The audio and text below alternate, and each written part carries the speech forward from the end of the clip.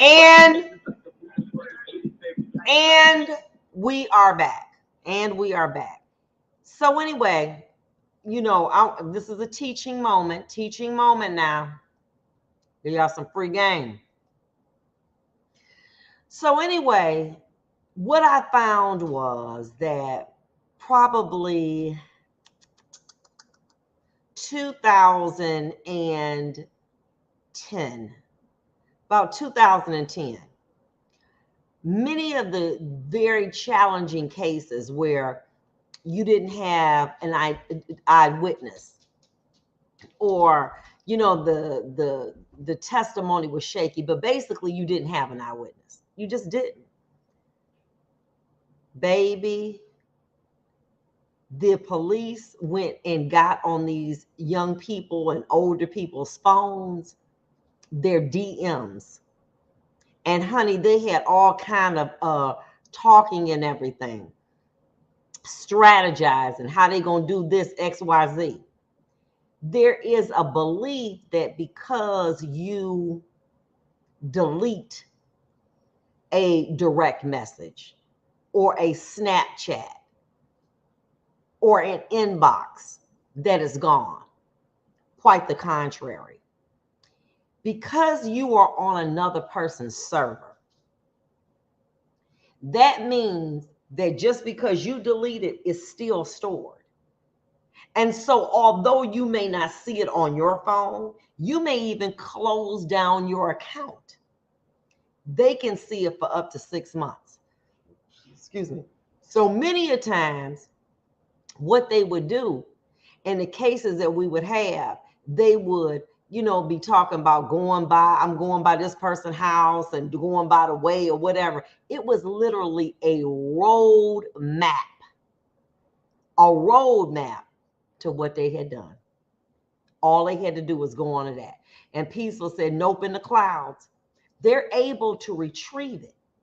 Remember, when I'm on Facebook, Instagram, Snapchat, that does not belong to me. You're using their services in order to communicate with someone. So the fact that you delete it and they delete it, it's still retrievable by law enforcement. What else did I notice? There is a desire to immediately communicate. If I call you and you're not there, say for instance, Beverly is not there, or Dr. Hakeem Stovall is not there, what do? I will text him. I'll immediately text. Remember, there were phones called Boost Mobile, the prepaid. When you have a prepaid, every text message that you ever have is saved by the company. Okay? And they can retrieve it for years. If it's something personal, like you had a contract phone, it stays 72 hours, but law enforcement still can get it. And what we started to find, and I would talk to my colleagues, I said, I had the craziest case.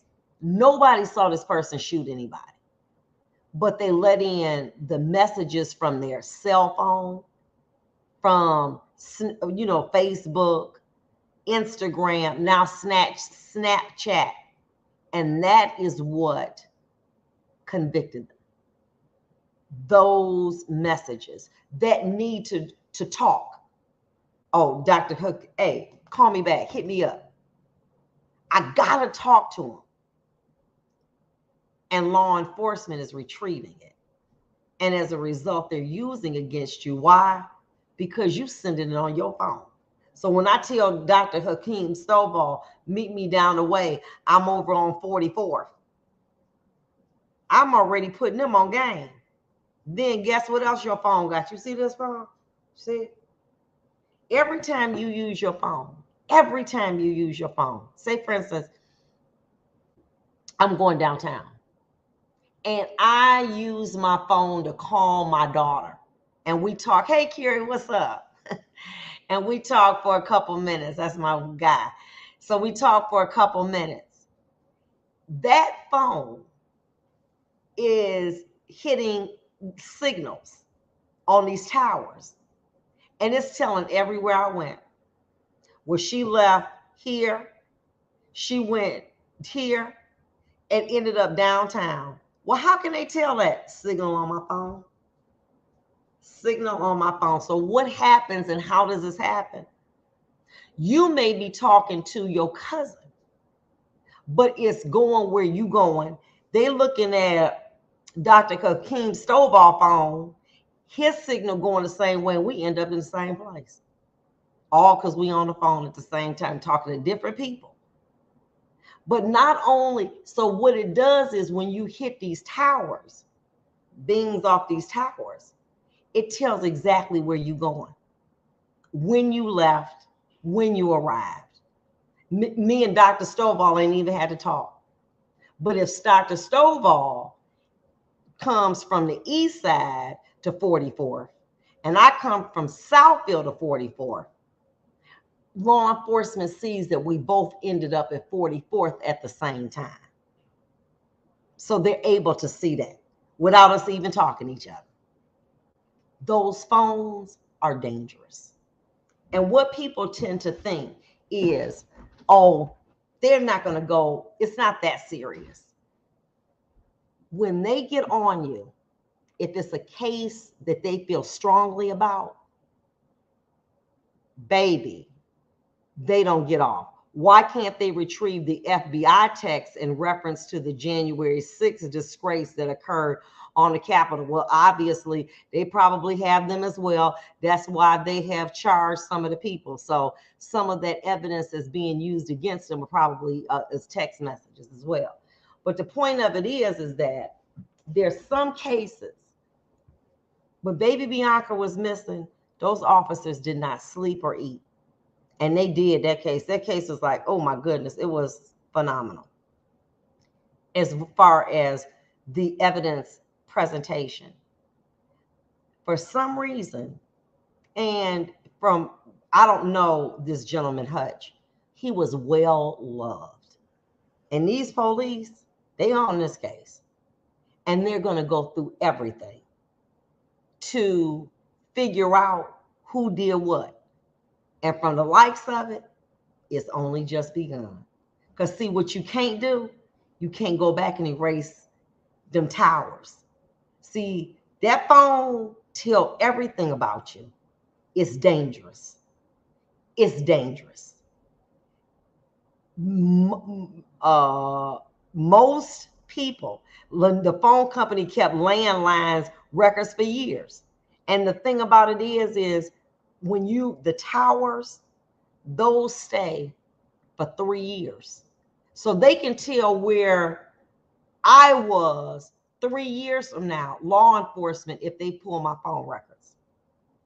This time they can tell. And I done forgot about it.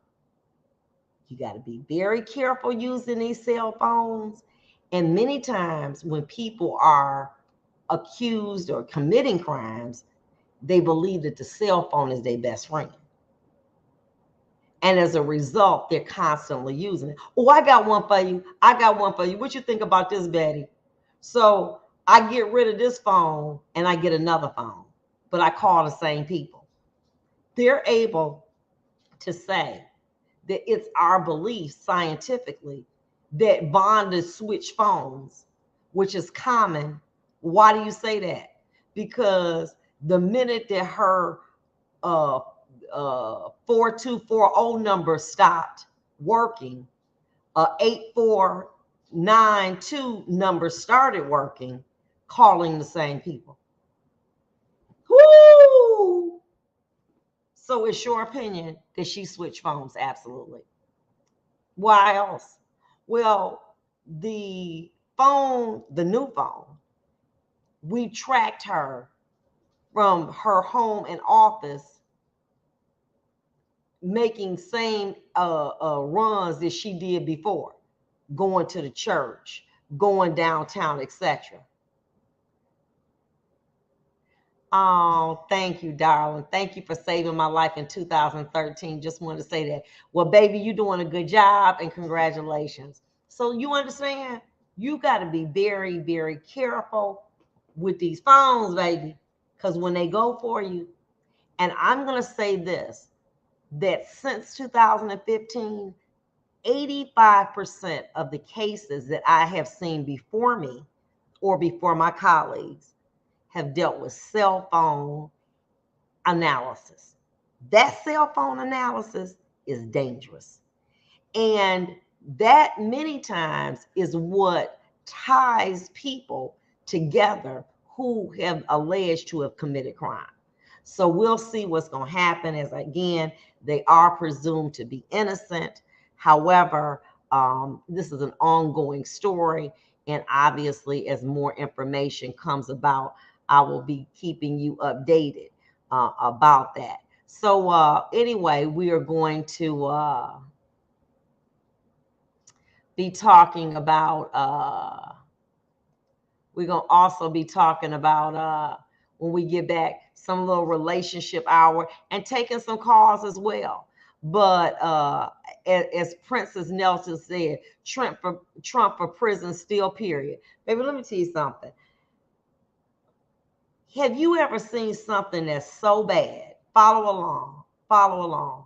Something so bad, follow along, that you just don't know what to do.